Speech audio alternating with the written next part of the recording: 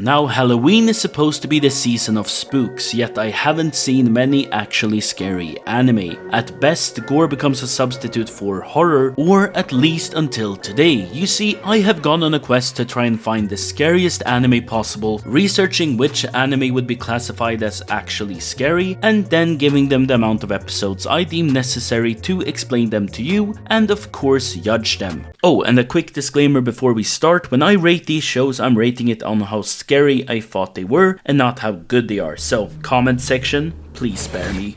Let's start with a name I will completely butcher: Yamishibai. A doll in a temple that possesses anyone that tries to puppet him. A couple moves to an old house in the countryside only for the wife to start hearing creepy noises from the roof. A couple who lost their child gets an opportunity to revive her. This is a Monster of the Week type story with 11 seasons in total. There is no main character and each episode is a new story taking place. But the show has one fatal flaw in my opinion: its episodes are only 4 minutes long. Each story is quite good, but the fatal flaw prevents me from getting the time to get truly invested and for the episodes to truly blossom. With that said, it is really creepy from art style to the monsters in the story, and even was 1 out of 2 shows on this list to make me jump because I got scared. And without its fatal flaw, it might be the best out of all the ones I rated, but unfortunately it has a big impact, and with that in mind, I will have to give it a score of 80 out of 100. Now, if you want a Monster of the Week type story but with longer episodes and an MC, Mononoke comes to mind. A mysterious medicine seller books a room at an inn where you can hear children voices in the hall even though there are no children. And as the episode continues, more strange things starts to happen until the Mononoke reveals itself. And it turns out this medicine man is actually a ghost hunter, and unlike a lot of these types of monster slaying shows, this actually feels like a horror one. And maybe it's precisely because our MC isn't a superhero. Apart from being incredibly calm sometimes, which admittedly can ruin the atmosphere a bit, he isn't very different from normal people. It's just, well, the normal kids wanted to be samurai and whatever else you wanted to be in ancient Japan. He shows ghost hunting as a profession on career day in school, and it's more about him using charms and medicine to fight the spirits. And sure, he does possess a cursed sword which seems to be very strong, but it also requires a lot of conditions to be met in order for him to use it, which once again makes him feel more grounded. And the horror vibe of this show is amongst many things added by one of those conditions: to find out the motive behind the Mononoke, the monsters of the show. Each one is quite unique and they do have that feeling of scary Japanese legend, and I won't lie, I actually thought a few of them were scary. And while I think it was a cool idea to play with what we as the audience see to increase the sense of confusion the Mononoke gave them, if Yamishibai's flaw was the length of the episode, I would say Mononoke's is that this sometimes feels a bit forced and almost left me disoriented. Kinda like that shot of jumping over a fence from Taken 3 that is supposed to create suspense. And after looking into some of the criteria I had set out for myself when judging these shows, which for the record consisted of story, art style, quality, horror, and how it dealt with gore, I will give Mononoke 69, which is the lowest on the list by the way. Now let's move on to a classic show, Elfen Lied. Lucy, a super powerful and sadistic girl, has invisible vectors coming out of her. They are fast and durable enough to block bullets, and she is easily capable of defeating entire military teams. And the anime starts with her escaping the research facility she's trapped in and killing the guards. Just as she is on the verge of escaping, she gets shot from behind and falls into the water. This is then cut to her other MCs, Kota and Yuka, finding her on a beach, only she seems very innocent. Presumably due to her head injury, she now has a split personality, which reminds very much of a cat, and hence the impulse-controlled, childlike Nya is born.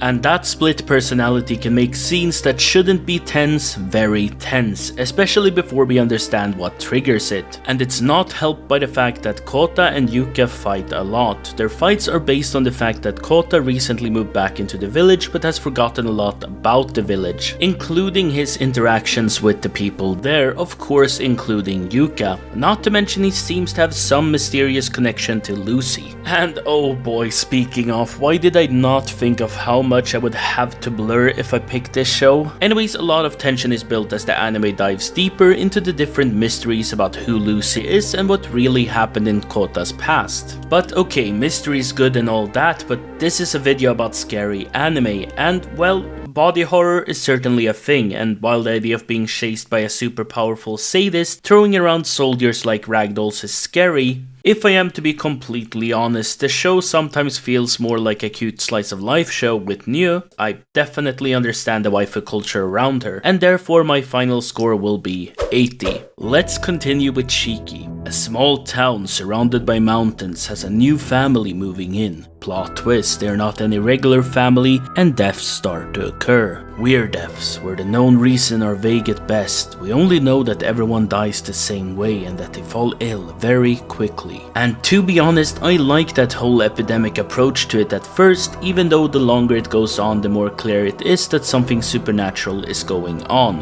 Now, Shiki can be genuinely creepy sometimes, and if Yami Shibai was one of the two anime to make me jump on this list while watching, Shiki is one of the two for my sudden urge to leave the lights on when going to bed. This is fine! Finally, it's got an amazing and brave soundtrack. Sometimes it fits very well, and sometimes, well,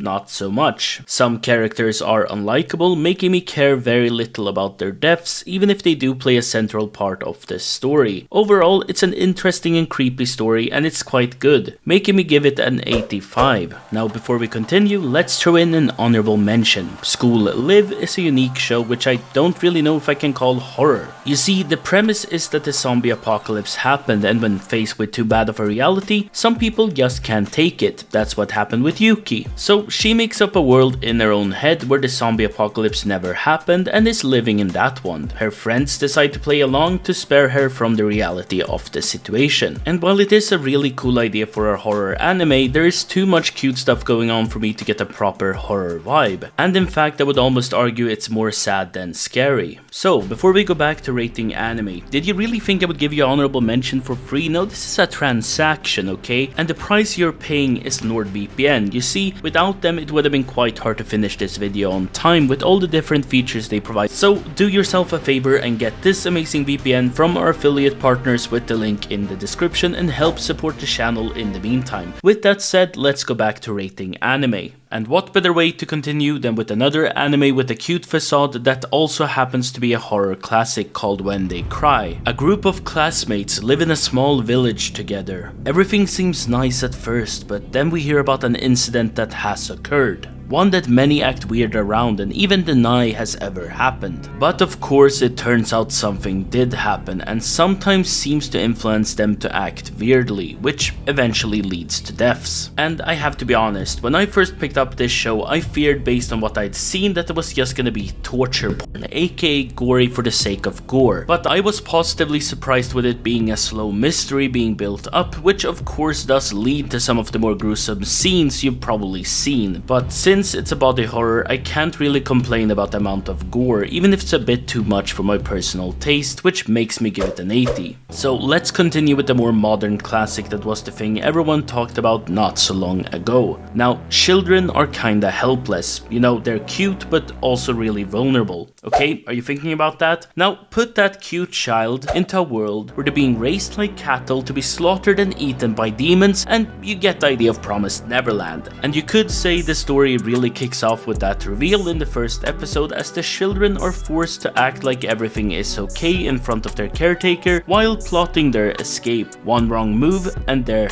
dead. But best of all is the vague world building. I never thought I would say those words, but it truly is. By talking about how a system like this can exist, we get an idea of what it's like outside the foster home. However, we are still kept within the knowledge of the children, and therefore it's vague enough to where our own fantasy is the one deciding how bad and scary it really is. Which is an amazing idea, making it a truly solid show, but in terms of scare factor, I would give it a 76. Now let's go to to the heavy hitters on this list, starting off with Monster. Dr. Tenma is a top-class surgeon, but he gets conflicted when the director orders him not to save the people he could help the most, but instead the ones the hospital earns the most on, even resulting in some deaths. One day he decides he's had enough and disobeys the orders, saving a young boy in the process who had been shot in the head. However, this boy grows up to be a psychopath, worst case of luck ever, I know, and he goes on a murdering spree where Tenma gets framed for some of the murders, and so he's caught in this rat and mouse game with the boy named Johan to try and stop him. And what makes this anime truly scary is Johan. He feels just realistic enough to where I don't see him as a devil but as a person, and not only that, but a person that could exist in real life. And even though I never jumped or looked over my shoulder once it was done, that feeling of realism together with how uncomfortable the clever and manipulative Johan is makes me give this a solid 90. However, there's one more show on this list specifically here for feeling real, or well, that might actually be a comedically horrible choice of wording, but I will come back to that later. And I just want to preface this by saying I deem myself to be pretty sturdy when it comes to horror movies, but unlike Monster, who definitely could make me feel disturbed and horrified from time to time, I had to take breaks while watching this movie, and after it was over I felt exhausted. And all I can say is I'm happy it was a movie, not only because it's perfect for this episode in case you don't have the time to watch a whole show, but also because I'm honestly unsure if I would have been able to handle a whole show like this. And maybe that is no surprise, since it was the second show to both jump scare me and make me feel uncomfortable after I finished watching it. And it's hard to explain without spoiling, but the story kinda goes like this. It begins as a story about an idol biting off more than she can chew as she tries to enter the acting world while leaving her idol persona behind. Things don't get any better when she finds the site Mima's Room, which is a blog written in the style of a diary by her stalker. In there she finds details about what groceries she bought and even which foot she used to exit the train. And her stalker only gets more and more aggressive as she starts getting more graphic acting jobs that are in a clear contrast with her previous idol persona, and Mina herself questions if this is what she really wants. And eventually we even start entering insanity territory as she struggles to understand what is even real. And I understand why it's rated as one of the best horror anime of all time, and after watching it I can only say that I agree, hence I have to give it a solid 98. And if you're good at math, you probably already figured out that that was the highest number on the list, making this the best anime on the list. Which, by the way, here is the full list in case you want to take a screenshot. And if you want to hear more about stalking and the reason behind their parasocial relationships, you can click right here. With that said, take care. Bye!